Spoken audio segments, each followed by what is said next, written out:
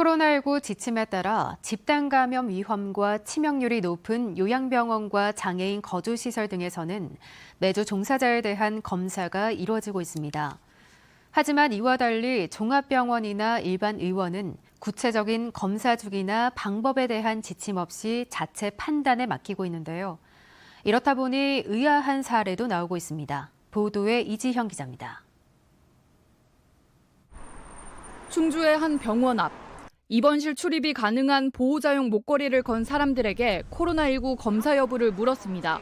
그 병원에서 PCR 검사 하셨어요? 네, 했어요. 보호자는 검사는 안 하고 못 한다고 했어요. 받으라고 했어요? 그거 안 받으면 뭐라 그랬어요? 저게 못 만나요. 대부분 받았다는 답변.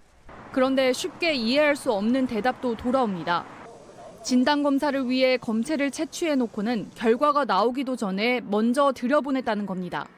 입원실에 먼저 들어가고 하루 뒤에야 음성 문자를 받은 경우도 있습니다.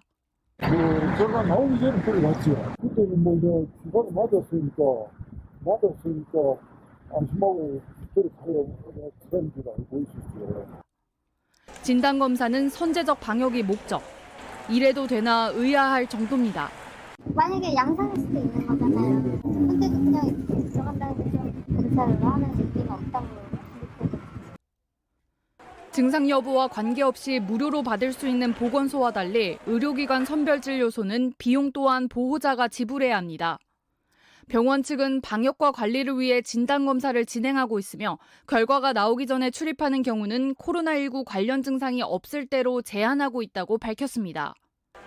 표준 분석법인 유전자 증폭검사, PCR은 결과를 받기까지 하루 정도 시간이 필요해 기다릴 수만은 없다는 겁니다. 출입 기록 관리, 마스크 착용, 면회 제한 등 보편적인 내용이 담긴 중앙 방역 지침은 검사에 관한 사안은 병원 자체 판단에 맡기고 있습니다.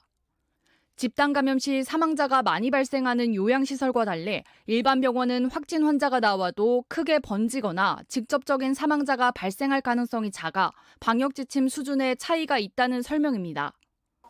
서울과 광주, 울산, 대전 등 지난해에 이어 올해도 일반 병원에서 감염이 계속되는 상황.